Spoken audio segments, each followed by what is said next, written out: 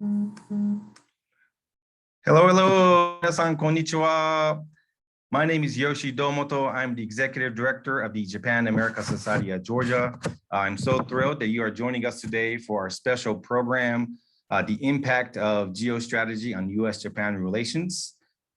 Japan is actually Georgia's #1 foreign investor, as over 600 Japanese companies operate in our state. And these companies employ about 40,000 people. And these companies have also invested about $11 billion in our Georgia's economy. So certainly there's a lot going on between Japan and Georgia. In the Japan-America Society, we host a variety of programming and events around business, cultural exchange, education, public affairs, and social networking. And of course, today's event is an example of our public affairs offering. We are so thrilled to have this timely webinar and also in-person event. But before we begin, we would like to certainly thank all of our sponsors for today's program. Of course, this program wouldn't be possible without the support from the Sasakawa Peace Foundation. So thank you very much. And also the National Association of Japan-American Societies, NAJAS. As I mentioned just briefly, this is a hybrid event. So actually, we are broadcasting online, but also there are two in-person events happening here in Atlanta. One is here at Georgia Tech Cyber, which is a Center for International Business Education and Research, part of the Georgia Tech Scheller College of Business. And then also Hotel Indigo Vining. So hello to everyone joining us in person and also online throughout the US and also from Japan as well. But at this time, we'd like to introduce to you our good friend and the president of the National Association of Japan-American Societies, Mr. Peter Kelly. Peter, yoroshiku onegai shimasu.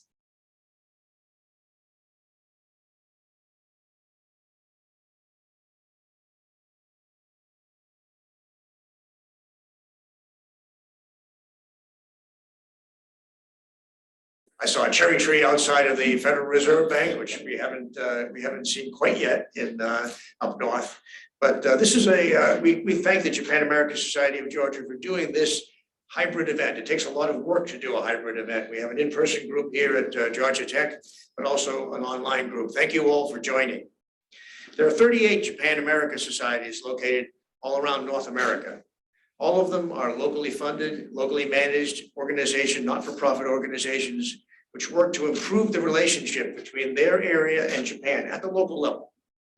It's the strongest network, private network supporting a bilateral relationship that the United States has. The NAJAS, where I work, our work is to offer Japan-related programming to our members that they might not be able to organize on their own. We offer 6 different series: 1 public affairs, a geostrategy series, 2 business speaker series, a cultural series, and a security series. Many of you here at the Japan-American Society of Georgia know those programs because Yoshi Domoto and the Japan-American Society of Georgia staff do such a great job competing for our grants that you've hosted almost all of those programs and probably will host a few more in the future. Tonight's is the Geostrategy and the Grassroots program. Our partner in this program is the Sasakawa Peace Foundation in Tokyo.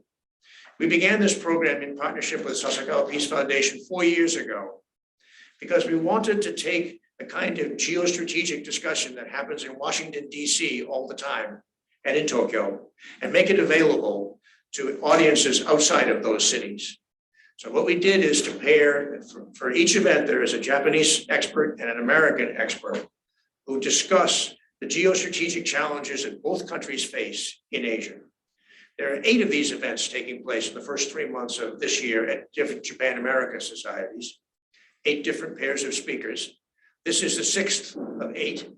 If you're particularly interested, you can join in tomorrow morning in Pittsburgh at 8 a.m. where there's another event taking place there as well. But we really hope that this event is helpful to all of you who know Japan very well as an investor here in Georgia, but broadening the understanding of an American view and a Japanese view of the geostrategic challenges that both countries face at this important time.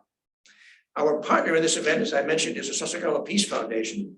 And I want to introduce now Dr. Atsushi Tsunami, who will be speaking to us from Rome.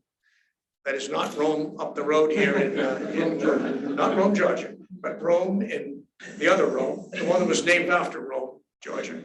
And Dr. Tsunami, hopefully you will be able to join us and offer a few remarks. Thank you, Peter. This is a great honor for the Sasakawa Peace Foundation to co-sponsor this program and the U.S.-Japan Association in Asia. And thank you very much for joining us today. And I'm speaking from Rome in Italy because as we understand it, there's a situation going on after the Russian invasion of Ukraine.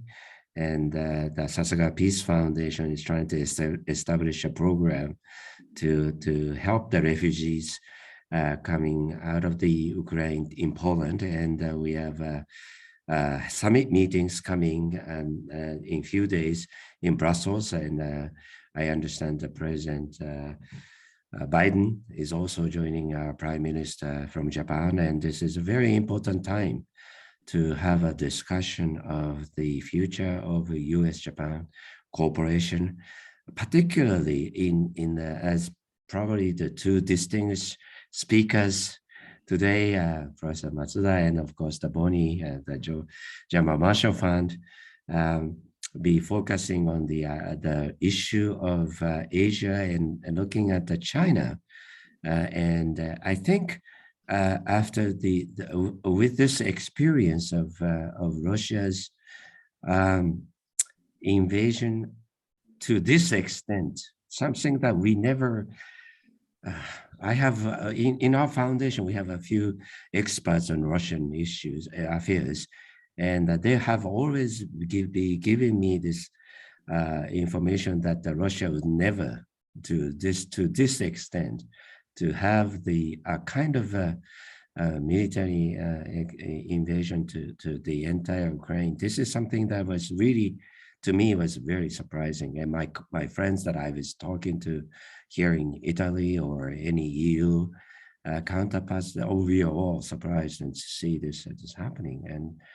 And the issue in Japan, in the U.S.-Japan, today is really about also how this translated into the China's thinking of or understanding of this Russian invasion in Ukraine. So it's that we need to understand what the China is understanding from this experience. And this is something that I think is very important for today's meeting, to have two experts from US and Japan talking about this.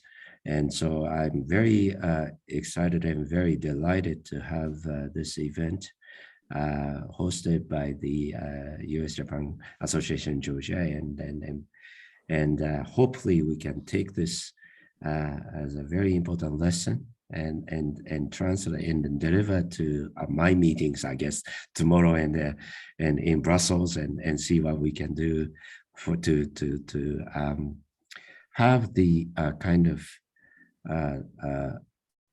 new way of thinking of how we can US and Japan cooperate in bringing the peace and stability in the world. And this is something that we need to work on. And it's a very new challenge, but I'm looking forward to the discussions that will be delivered from the two experts from today's discussion. Thank you very much. And our foundation, of course, is very much appreciate this kind of a dialogue between US and Japan, and looking forward to today's session. Thank you very much.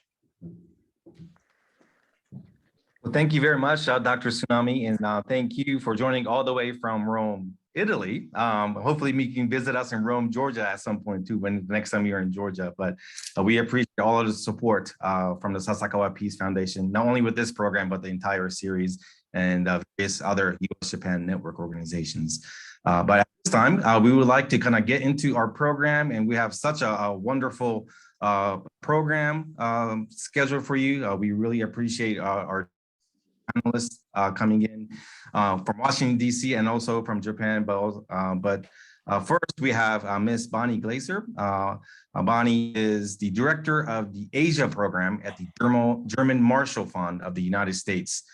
Before her current role, she was previously a senior advisor for the Asia and the director of the China Power Project at the Center for Strategic and International Studies. So Bonnie-san, if you want to get us started and give us a brief overview of kind of the geostrategic impact between United States and Asia and what's going on today in the world.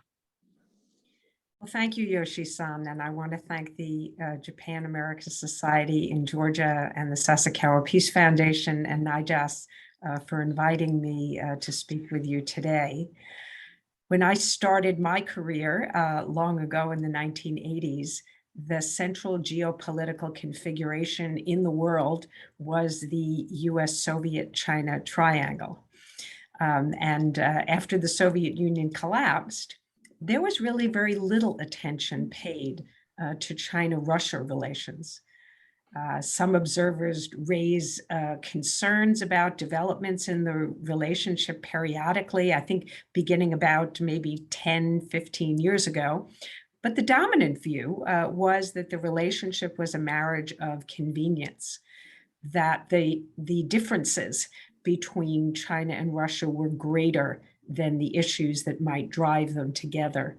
And so many people predicted that there might even be growing friction, that China would treat Russia as a junior partner and that Russia would not want to be the junior partner. People predicted that the two countries would come to loggerheads in Central Asia, in the Arctic, highlighted different approaches to, for example, India and Vietnam. But it has become clear to me that in the Russia-China relationship, there has been this ability, particularly, of course, by the top leaders, who have now met 38 times, Putin and Xi Jinping. They've had this uncanny ability to compartmentalize their differences, and their common interests have grown and their worldviews have converged. So if it was ever true that there was a marriage of convenience between Russia and China, that is no longer true today. I believe that we are at a major geopolitical juncture globally, but in Asia as well. You know, the Ukraine war is a shock, not only for Europe, but I think also for the Indo-Pacific. And countries around the world have responded with unity of purpose, especially, of course, democracies. They have condemned Russia's invasion and decided that they will impose sanctions that are truly unprecedented to make Putin pay a cost for the atrocities that he is committing on a daily basis in Ukraine. And the rapidity within which the US, Europe, Japan, and other countries imposed these sanctions and demonstrated a willingness to incur costs was really unprecedented. The war, I think, has posed a major challenge for Xi Jinping and his foreign policy. So I want to talk just a little bit about China. I think China has three main interests in this war, which are in conflict. The first is to preserve good relations with Russia, because Xi Jinping very much values this relationship with Putin. In their worldview, the United States is in decline. They want to work together to further diminish US influence in the world. And they want to promote an international order that is more favorable toward autocracies. So we all saw in the 5,300 word joint statement that they signed on February 4th, the true breadth and depth of that Russia-China relationship. And it contains some things that are frankly new. Russia in the past has not explicitly condemned the NATO alliance. China has not condemned the NATO alliance. China has always been concerned about US alliances in Asia. Since the mid-1990s, Chinese have called them Cold War relics. But US alliances in Europe were really not top concerns for China. But now we hear the Chinese say that it's the 5 waves of NATO enlargement that are to blame for this conflict. So China to date has not condemned the invasion. It doesn't use that word. It says that Russia has legitimate security interests that should be protected. China abstained at the United Nations, but notably just a few days ago, it vetoed the provisional order that was issued by the International Court of Justice alongside only one other country, and that of course was Russia.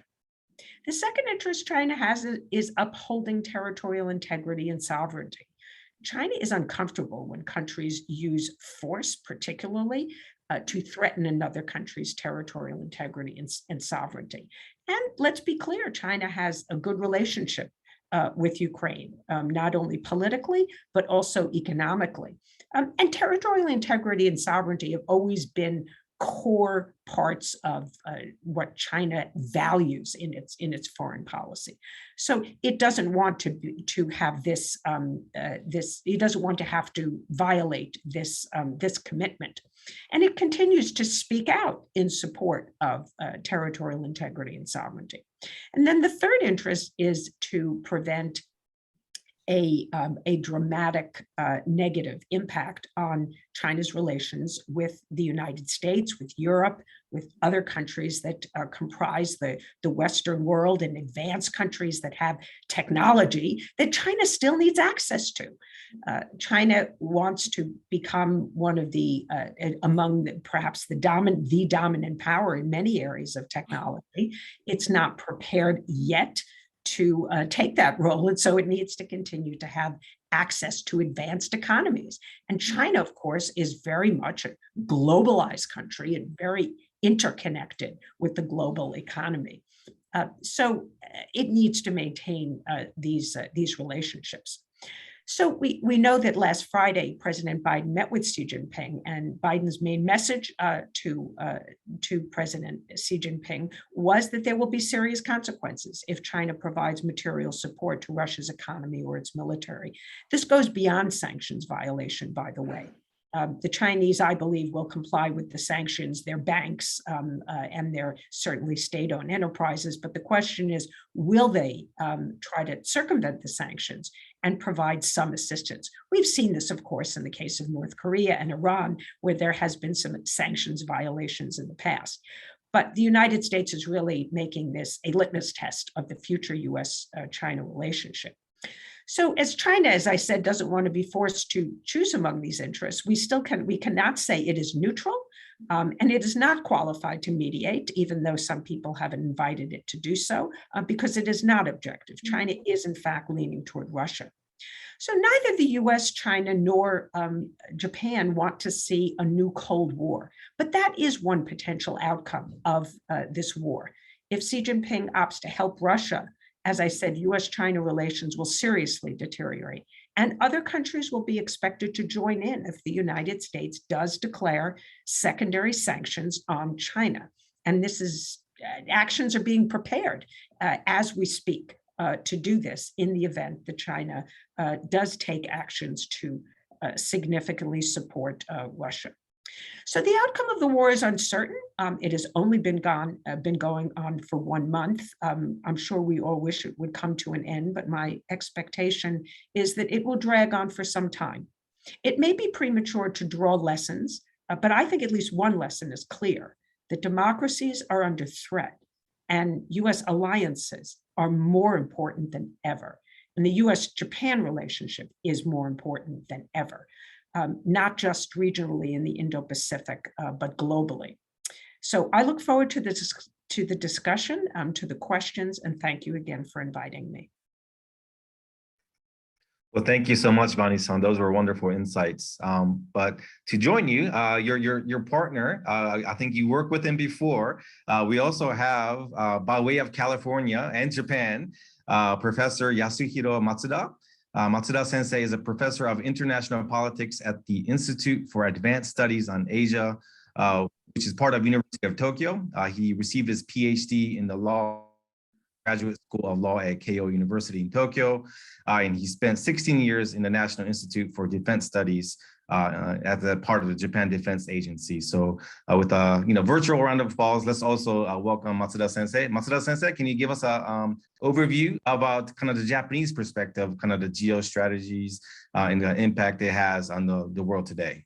Yeah, thank you very much for your kind introduction. And thank you, Peter-san and Tsunami Sensei. Thank you very much for having me here. I'm I feel very honored to have an opportunity to join this very exciting, roundtable. Well, following Bonnie-san's great presentation, I'd like to discuss a little bit more about Japan and Japan-US relations and Japan-US alliance especially. And firstly, I think that after the DPJ government, basically Japan-US relations as a whole and also alliance has been in a very good shape. In most of the time, Prime Minister Abe ran the government, and I think he's a kind of genius of diplomacy. He could deal with both President Obama and President Biden. I'm sorry, President Trump, and these two are totally opposite characters. But he could do this, and not only dealing with the United States difficult politics. But also he could change Japan's own policy framework of the national security.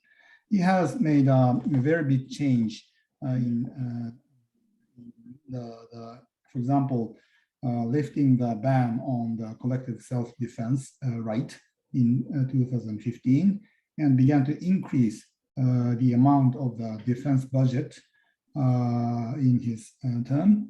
And these are very,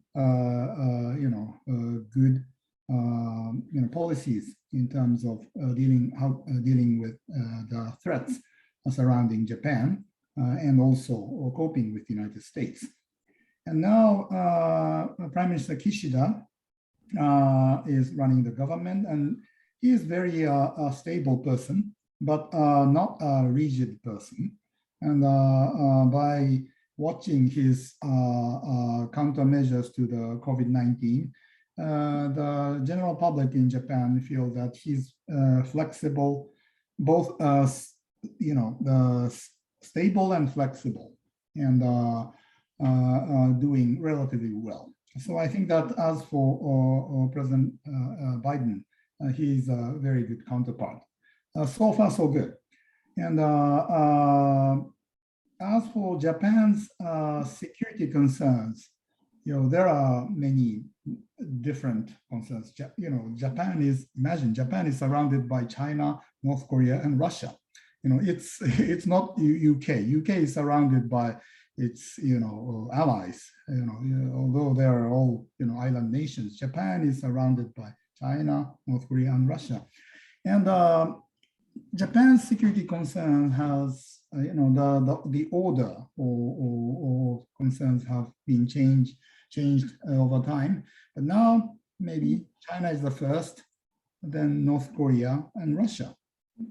And Japan's concern over China is basically Senkaku Islands, especially China legislated new Coast Guard law last year. So the danger of actual, use of force near Senkaku is quite close. It's not a very peaceful situation. The pressure coming from China is heightening. And then Taiwan. Taiwan is a direct neighbor of Japan, and Xi Jinping government has a very positive and aggressive policies toward Taiwan.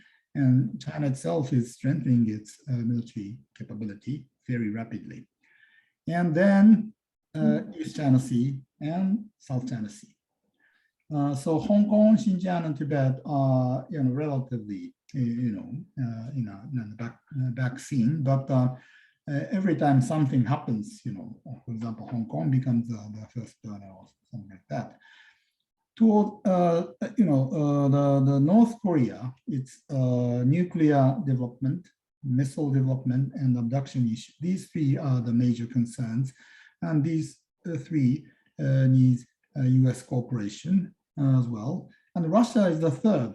And major concern about Russia used to be, support to China.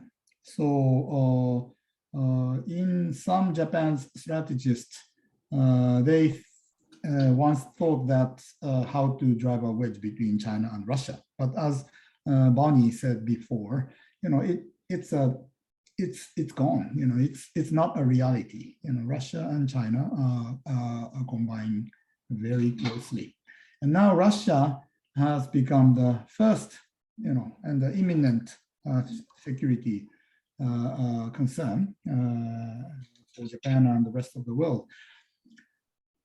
Let me briefly introduce Japan's reaction. It was a big shock.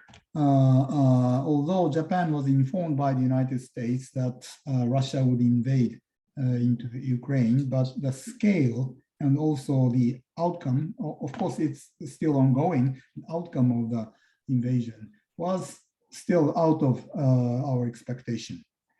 And the Kishida administration made a very quick sanction against Russia.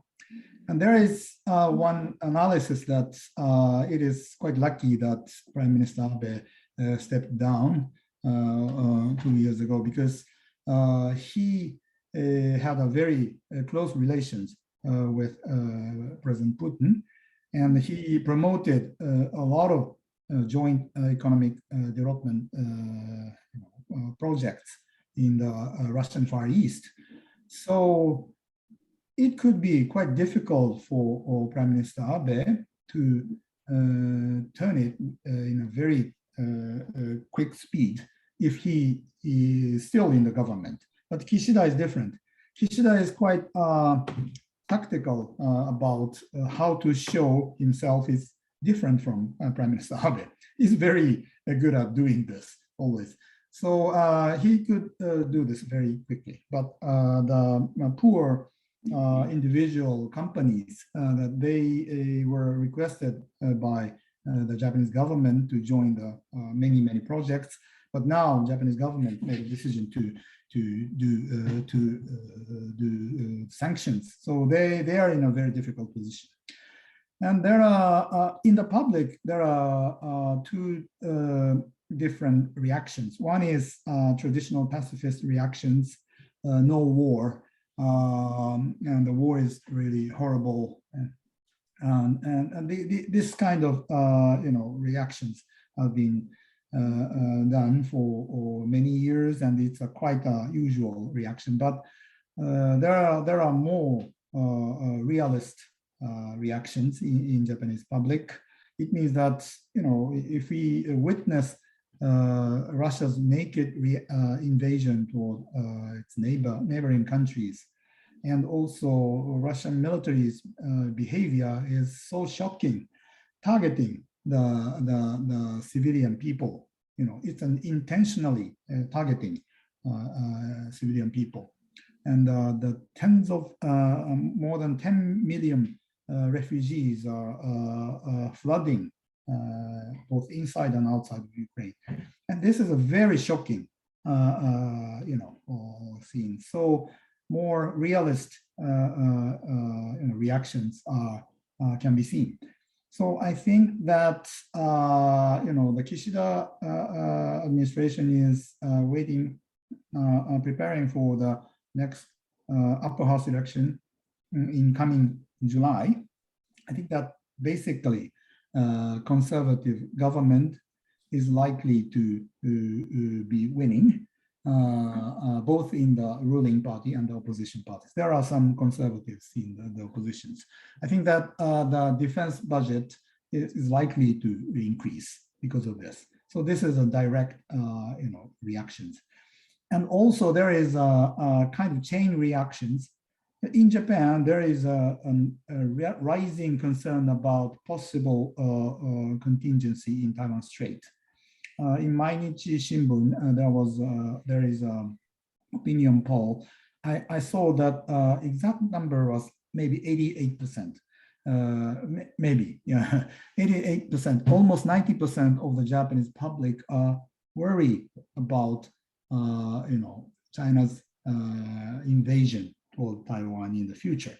So I think that this concern is going to be real. So as for the policy course, I think that a more conservative and realist way of thinking will prevail.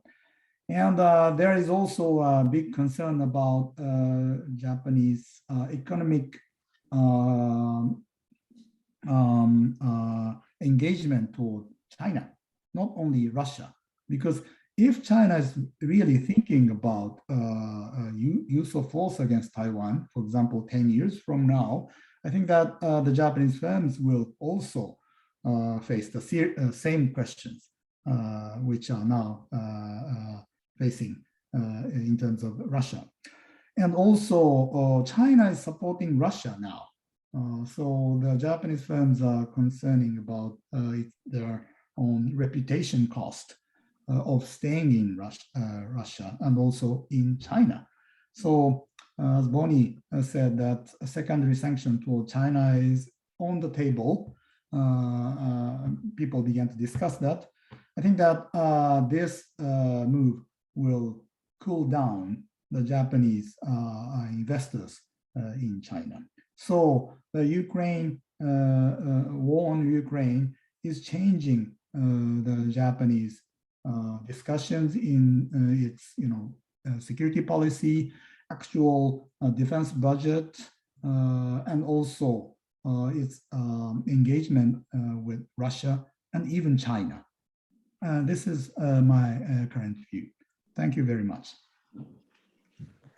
Well, thank you very much, Matsuda Sensei. That was a great overview about maybe the Japanese perspective of what's happening in the world. But at this point, we'd like to go into maybe a spitfire panel discussion for both of you and for all of our audience members online and in person. If you do have questions, we have a Q&A session towards the end of the program. So feel free to ask your questions in the Q&A button for all of you tuning in online. And then for all of our audience members in person, you will definitely have a chance to ask the questions in person as well. So Bonnie-san, after hearing Matsuda Sensei's overview, is Russia's war on Ukraine a wake-up call for Japan and other countries in the Indo-Pacific? How could it underscore the importance of alliances to countries like Japan?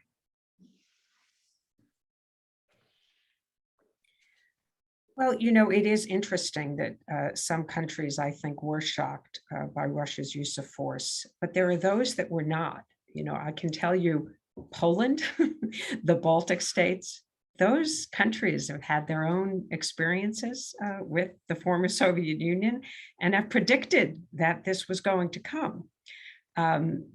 Secondly, as Matsuda-san said, the US government did share with its allies, not only the information that Russia was going to invade, but a map of what that invasion was going to look like.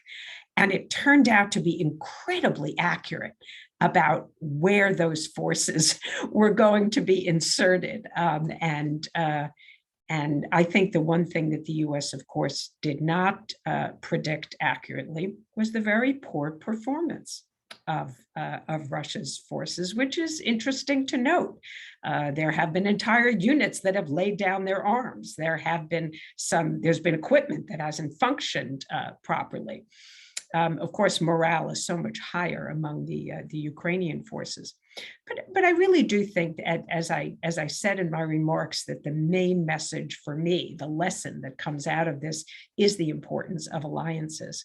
I certainly hope that China is drawing that lesson, because they have long believed that they can drive wedges in our in our alliances, and they say, like NATO should have been disbanded, after the Soviet Union collapsed. Well, obviously, these are voluntary alliances.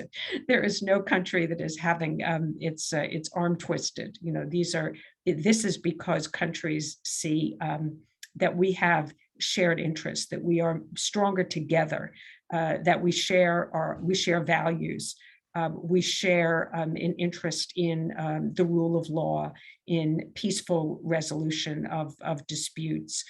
We share interests in free markets. The list is so long. And so I think that this is really the lesson about how we have to work together to strengthen the international system, which has protected our interests for so long. But there are areas that need updating, take like the World Trade Organization. It just doesn't deal with so many developments in technology and digital trade, for example. So, there's a lot of areas that I think we really do need to update. We need to ensure that our multilateral trade agreements are very high quality, that protect the environment and labor, et cetera. I myself am a huge backer of CPTPP and hope that the United States will eventually resolve our political problems, because that's really what it is, in my view, is it's a political problem. And as the Biden administration emphasizes a trade policy for the middle class, it's struggling with how to sell this, to the middle class. But there's no doubt, in my view, that it serves our strategic interests. So there's so much that the US and Japan are doing together, but of course, more that we can do. Great, thank you very much. And Matsuda-sensei, I know you talked about this a little bit in your overview. What do Prime Minister Kishida's administration, how concerned are they that something similar that's happening in Ukraine could happen in East Asia, in Taiwan, for instance? And then the people of Japan, do they have kind of similar concerns, or is there a difference between the concerns government-wise and then I guess from the grassroots, from citizens of Japan? Most of the experts on China-Taiwan issues don't think that the Taiwan Strait, contingency would not happen very soon. It's a much more midterm or long-term issue because basically China is not that capable to do full invasion, because if that's a military provocation type use of force, it is easy. They can do that tomorrow. But if they actually want to unify the country by use of force, it should be a full invasion and also occupy the island and also establish the new government and rule the whole island for many years. And in the meantime, they have to secure their logistical support. That's quite a high bar.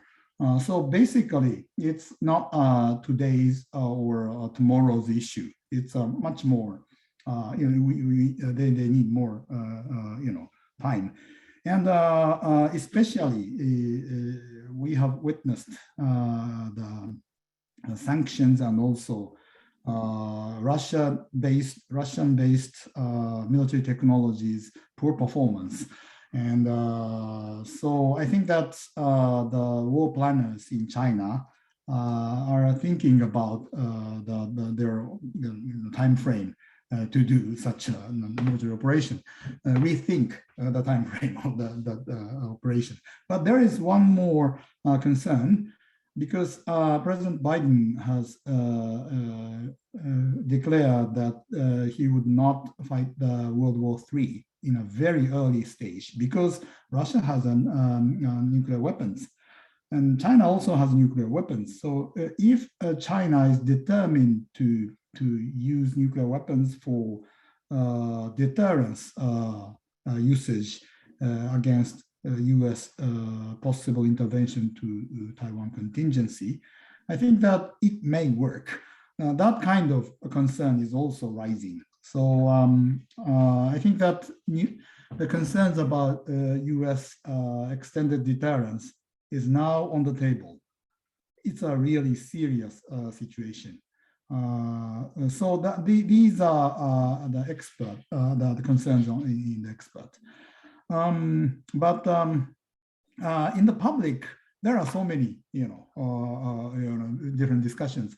And as I introduced a little while ago, public opinion shows that if same thing happens in Taiwan, what should we do? What will the world do? That's very vague, but public opinions, major concern. Yeah, thank you. Great, thank you very much. Well, Bonnie-san, back to you. So you have, I think, very unique perspective on the Ukraine-Russia relationship, what's currently happening through your work at the German Marshall Fund. Can you share insights from Germany and the other parts of Europe, kind of the European perspective of what's happening? Well, the shock of Russia's invasion of Ukraine, which was a shock certainly to Western Europe, I think it's shaken Europe's democracies out of their complacency about geopolitical risks. In Germany in particular, there has been a seismic shift in its policies. Some of you may have watched Chancellor Scholz's speech to the Bundestag. And that is where he announced a decision to halt the opening of Nord Stream 2, to permanently increase defense spending to more than 2% of GDP per year, to supply weapons to Kyiv, which is unprecedented for Germany, and to allow Germany's armed forces to arm their drones. These decisions were all unimaginable before the war.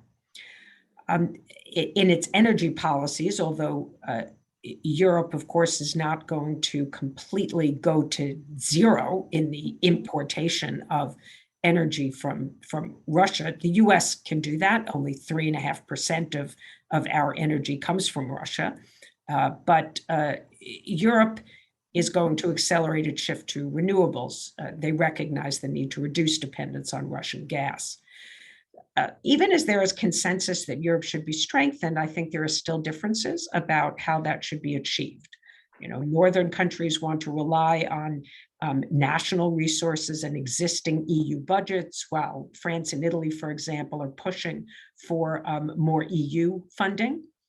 And there are differences on how important the Indo-Pacific is for Europe.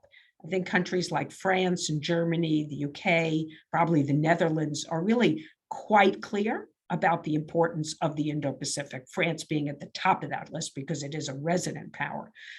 But countries that are closer to Russia, like the Baltic states, I think they're understandably far more focused on Russia.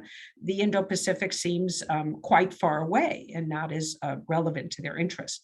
But the EU did come out last year with a very important Indo-Pacific strategy paper. They now have an implementation document about how they are going to advance their interests. And now that the Biden administration has released its Indo-Pacific strategy, there's a lot of coordination about how we're going to work together in very, very concrete ways. And of course, NATO will be strengthened. I think it is now seen as vital, and tensions between the US and Europe that existed under the Trump administration are pretty much behind us. They could return. There are still worries, I think, in European capitals about the possibility of another Trump-like presidency or Trump himself returning to power. They're still concerned about potential US disengagement from Europe.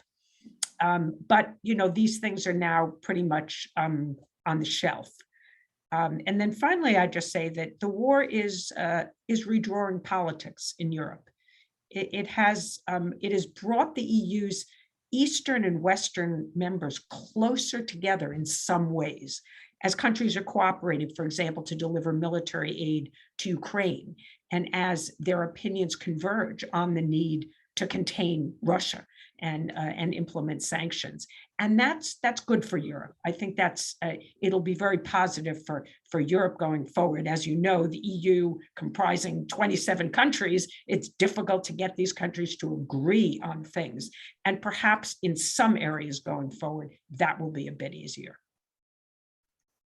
Great, thank you very much. Matsuda Sensei, now to you. Let's talk about Japanese Prime Minister kind of relationships with American presidents.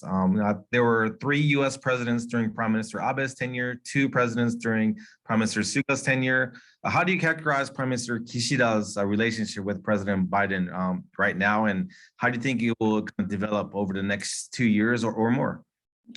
Well, I think that basically Prime Minister Kishida is a very, very lucky guy.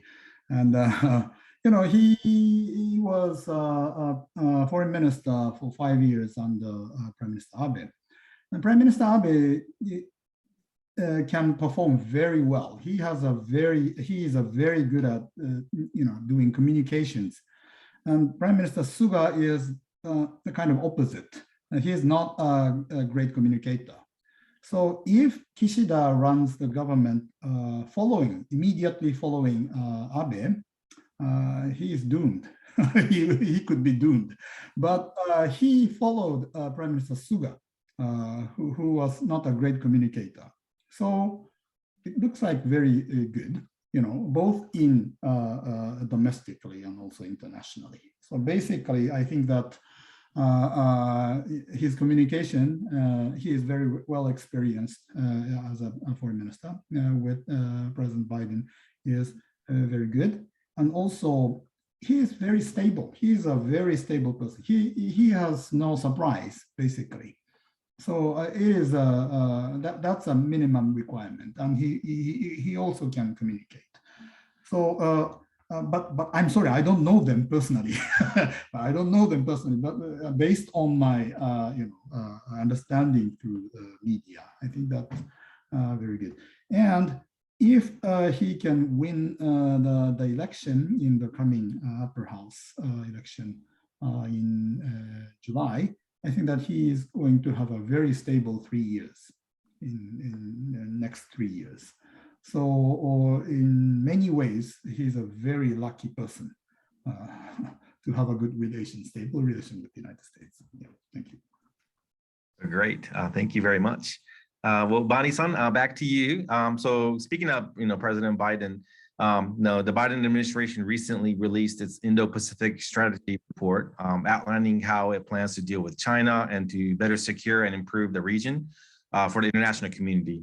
Can you discuss this strategy, what it all entails, and how does U.S.-Japan relations and other partnerships fit in with the plan? Well, I think the U.S. vision for the region has been clear for some time. And if you go back even and look at the Trump administration's Indo-Pacific strategy, you'll find there's a lot of consistency. So the Biden administration is building on what the Trump administration put out and its objectives. Some of the ways and means are different. The objectives are really quite similar. And you know, this vision is something that I think the United States really drew from. I don't want to say copy from, but it was inspired by Prime Minister Abe, you know, and Japan. This vision of a free, open, connected, prosperous, secure, and resilient Indo-Pacific. Those are the words that are used in the Indo-Pacific strategy. And I think we all hear those words and we say, yes, that's exactly the kind of region we all want to have. And so those 5 objectives, the strategy notes, will be pursued in concert with US allies and partners. So there is recognition that the United States cannot achieve these goals alone. And there's also expectation that other countries will join with the United States to achieve them. So we need others to step up and contribute. And of course, Japan is doing that. We are seeing this to some extent not only bilaterally, but also within the Quad, where we've now had several leaders meetings at the Quad level and looking forward to the next one in person in Tokyo. And the strategy explicitly says that the US seeks to shape the environment around China to influence China's policies through cooperation with allies and partners. So this is a difference from the Trump administration, which I think really had sought to change China's political system. I remember when former Secretary of State Pompeo gave a speech to the, I think it was at the Reagan Library, and he made the statement that the United States wants to embolden the Chinese people to induce changes in China. That's as close as we have had any senior official in a U.S. administration say that he wanted to overthrow the Chinese Communist Party, and that has disappeared from the Biden administration. The emphasis is on shaping the environment. So the ways are about building, as I said, collective capacity. It's about working with allies. So examples would include advancing common approaches to critical and emerging technologies, the internet and cyberspace, again, strengthening the Quad, which is very much focused on transnational threats like global health and climate, delivering public goods, particularly to ASEAN and the Pacific. I think those are the two areas that are really of focus. That begins with providing vaccines to Southeast Asian countries. And then in the security realm, to reinforce deterrence and counter coercion. And this, I think, includes helping other countries bolster maritime capacity, protect countries' resources and the rights of sovereign nations at sea. So there's a lot of I think, agenda items that need to be further concretized, made into very specific efforts to work jointly with allies. But that's what's going on now. As I said, they're writing this implementation strategy now in the White House, and they're very much in touch with countries both in the Indo-Pacific and Europe who have an interest in working together to advance these 5 goals in the Indo-Pacific region. Great, thank you so much. Well, speaking of alliances, Matsuda Sensei, with all that's happening around the world, why is U.S.-Japan relations so important? I think you spoke about this a little bit, but can you elaborate how U.S.-Japan relations can shape our world in the future? And what are some of the key things that America can learn from Japan and also Japan can learn from the U.S.? Well, that's a very good question. And why U.S.-Japan alliance is very important. Firstly, geography. Japan is the best location for the U.S. military to extend its power.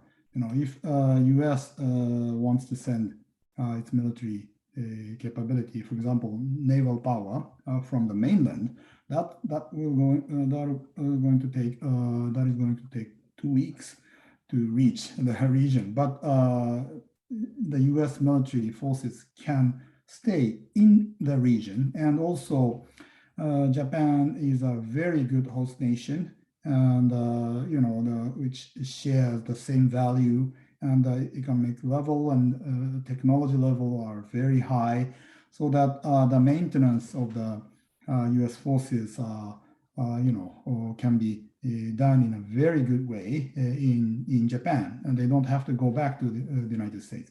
So as an alliance, this is a very good alliance, and also so it is a kind of key for the free world, the stability, peace and stability and prosperity of the free world, especially in the Indo-Pacific region. And also, as for Japan, Japan is surrounded by many threatening countries, and the situation is worsening. So Japan will have to strengthen its alliance with the United States. And one is the learning point. Anyway, that Japan has to prepare for more actual, war fighting. It means that the Japan has to strengthen its deterrence capability, because the Japanese self-defense forces are very good in training and peaceful and operations in the peacetime. But for example, the Japan's base resiliency is very bad, not enough at all. For example, most of the Japan's air bases don't have bunkers, and it is very vulnerable to the ballistic missile attacks. So the Japan has to pour much more money to build base resiliencies. Second, offensive capabilities. Japan's power structure is pretty much defensive. There is a role, the division of labor between Japan and the United States. But Japan should have more offensive capabilities and survivability of the offensive capability is also very important. If we take a look at what's happening in Ukraine, if the Ukraine military power is diminished by the first wave attack by the Russian missile attacks, then they couldn't survive at all, right? But Japan's current situation is very vulnerable. So survivable, air power and offensive capability is necessary, and also naval power. So people say that Japan is very weak in cyberspace, outer space, and microwave, and so on. But Japan has many weak points, and if Japan is determined to strengthen and cover those weak points, I think that Japan can directly strengthen the alliance immediately. So I think that it's Japan's turn to do more things. I think as a Japanese expert, I have to highlight this point. Thank you. Great, thank you so much. And before we go into the Q&A portion with our audience, just one final question for both of you is, what advice do you have for young people, students, or people who are shaping our world in the future? How can they build a more peaceful environment throughout the world with all that's happening? Do you have any advice for our young people and young viewers right now? You want me to go first? Sure, please, Pani-san. Okay, I'll be brief. You can come be my intern.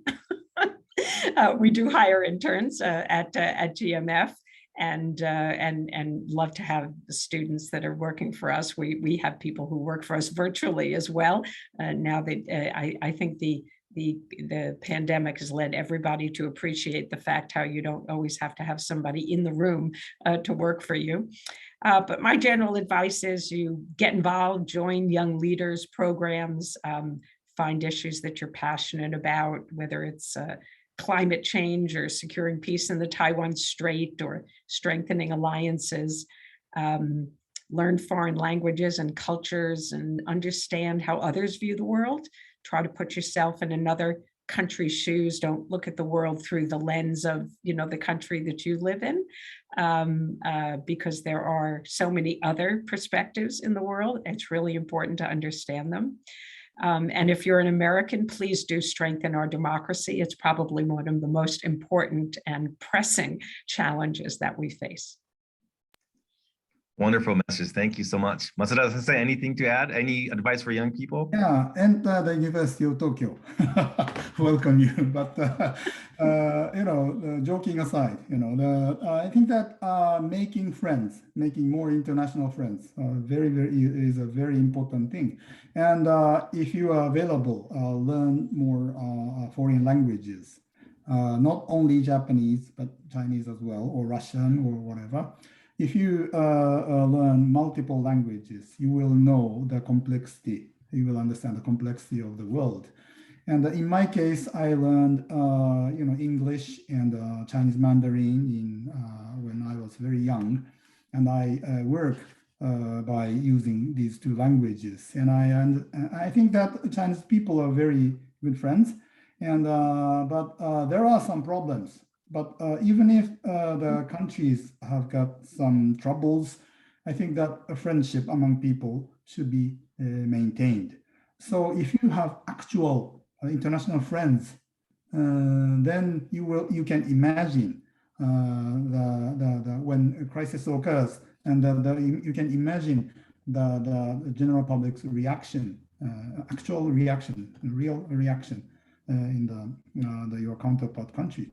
So we understand that most of the Russian people are not Putin, not President Putin.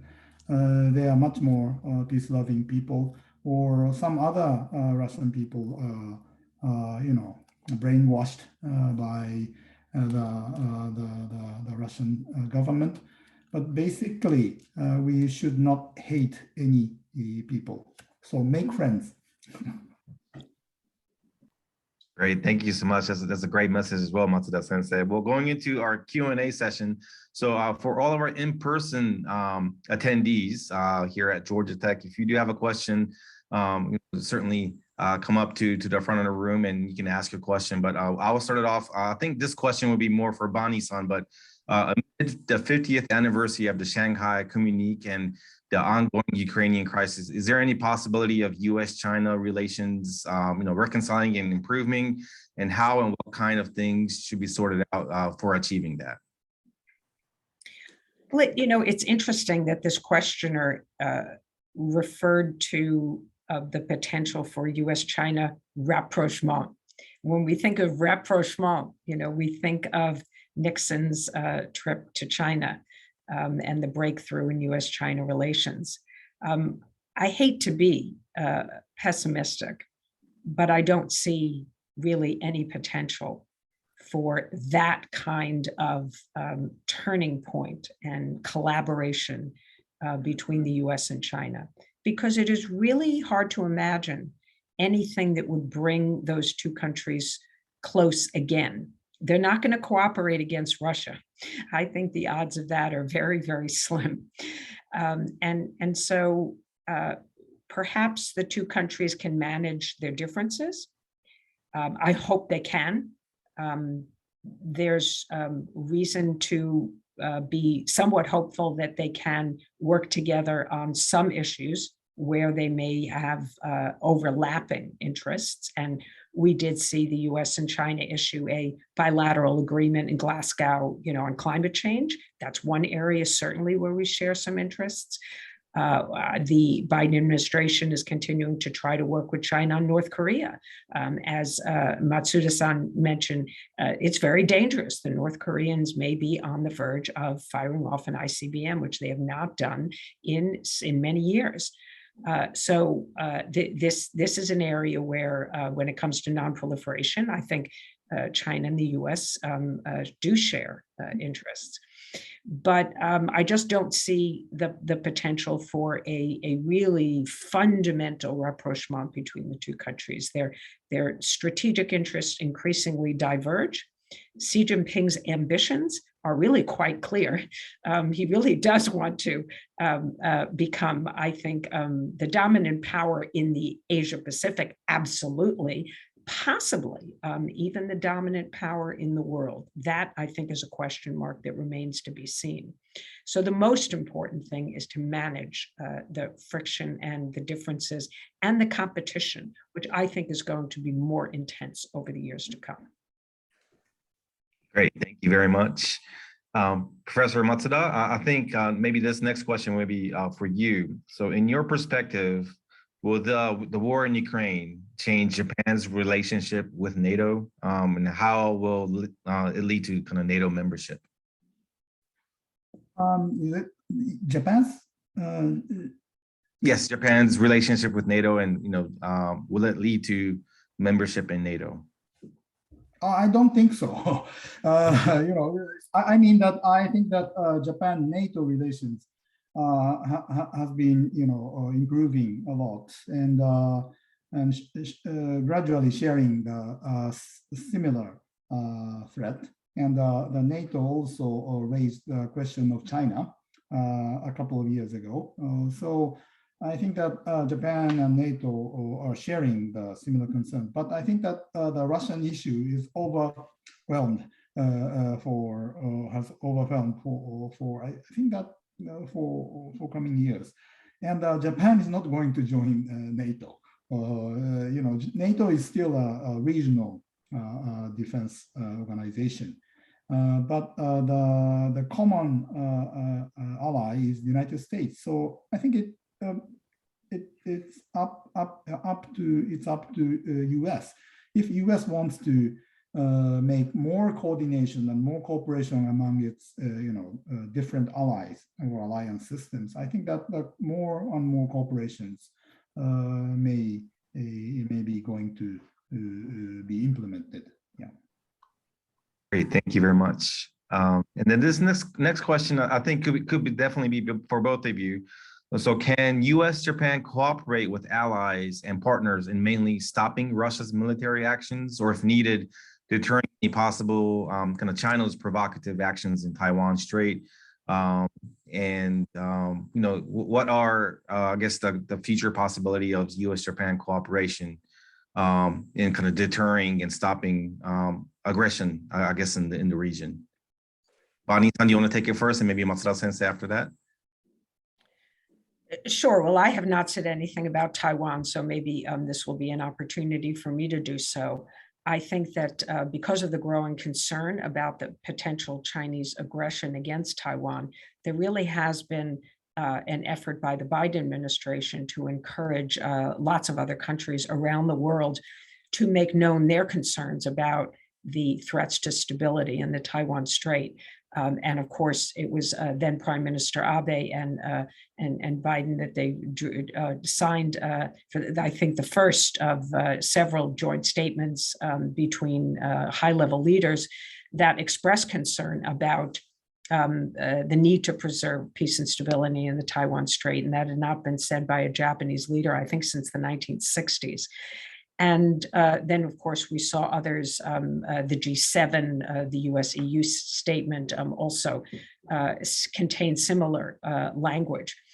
And so I think the real challenge, as Matsuda-san said, the urgent challenge, I think, and I think we share the view that it is not a Chinese invasion of Taiwan, but really other forms of pressure that the Chinese are using against Taiwan. We do have to worry about strengthening deterrence. The United States and Japan should be preparing for the potential to respond if China actually does use force against Taiwan and invades. But I'm more worried in the very near term about what we call gray zone tactics. It's the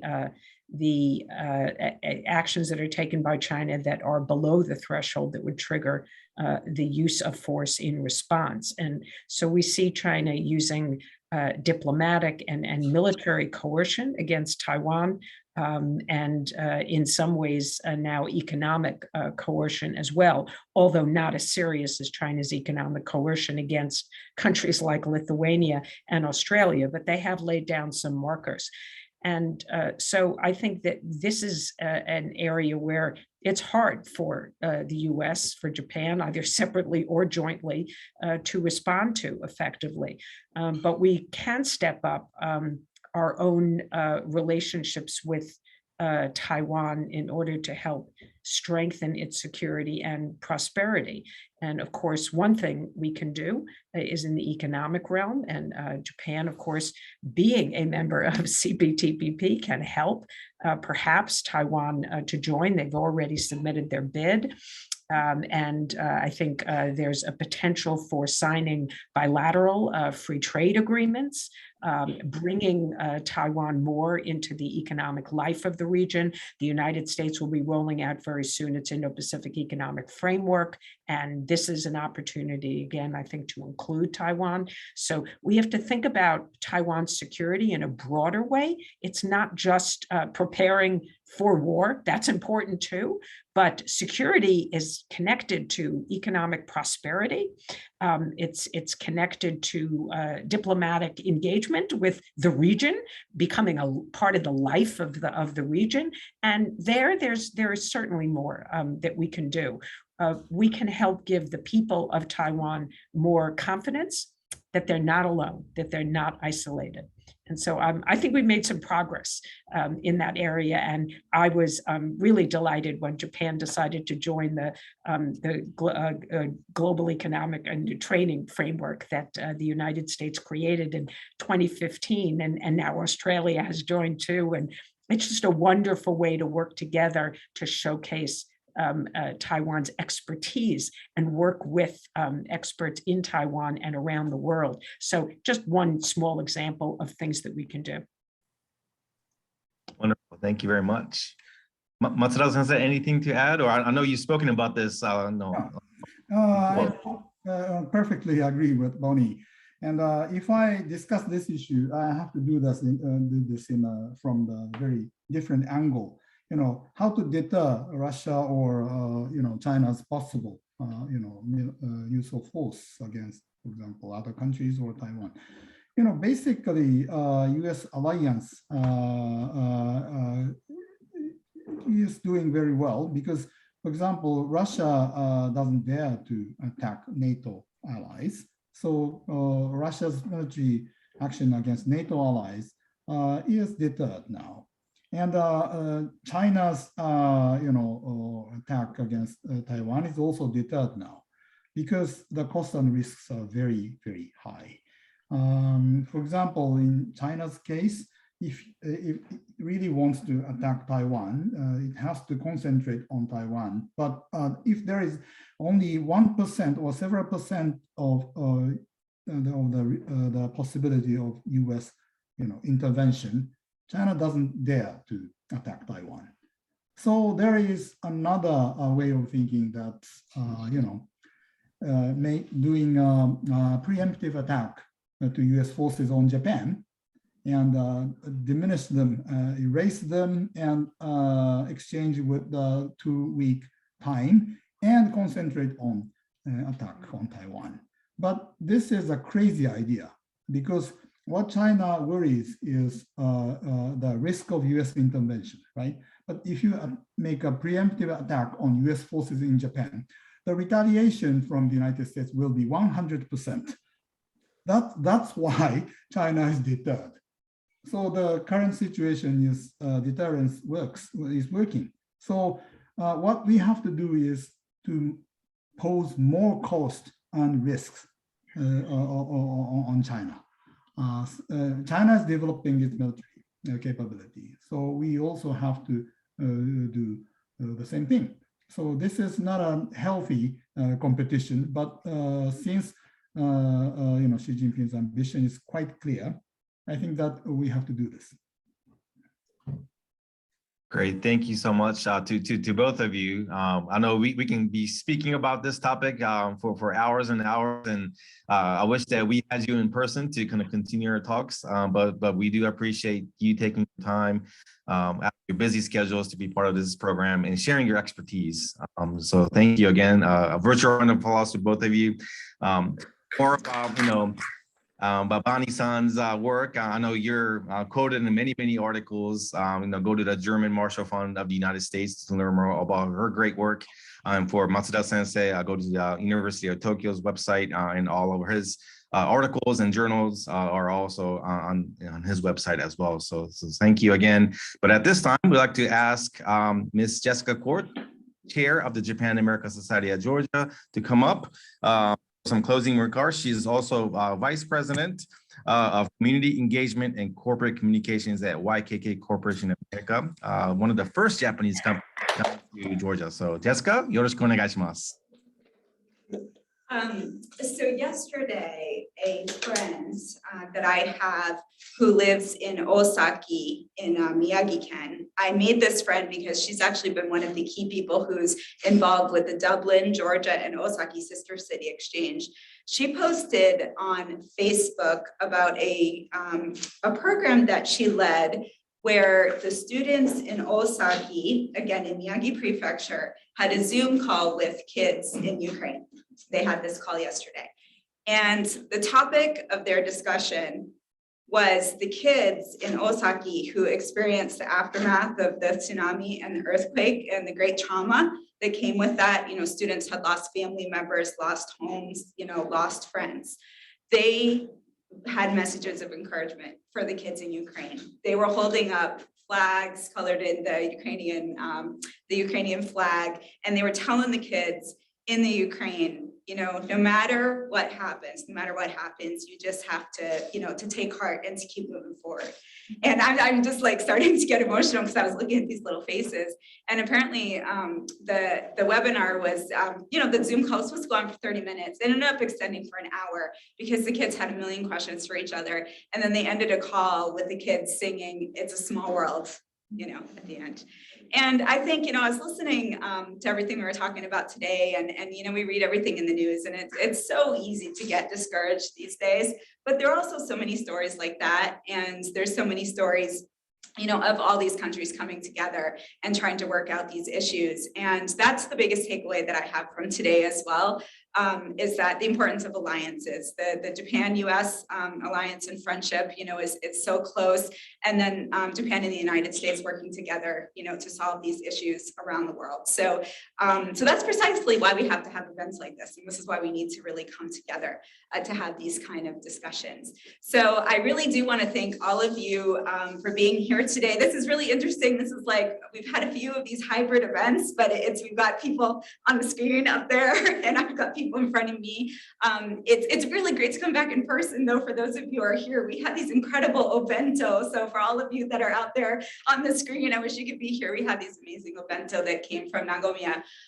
But we definitely want to encourage you to come to some of our other events, whether they are online and in person. And of course, really want to thank all of our wonderful speakers tonight. Of course, Bonnie Glaser and Yasuhiro Matsuda, thank you so much for all of your insightful comments and sharing your perspectives from both sides. That was really wonderful. And of course, the National Association of Japan America Societies, Peter Kelly and Atsushi Tsunami from the Sasakawa Peace Foundation. I also wanted to thank Sasakawa Peace Foundation for the work that you're doing in Poland with the refugees too. That's incredibly important work as well. Also, thank you, Georgia Tech, for hosting us, and the Hotel Indigo Findings also for hosting another group of people. Again, we're trying to figure this out in hybrid world, and this went amazingly well. Actually, there are really no glitches, so that's definitely a thanks to like all of the people that were helping us.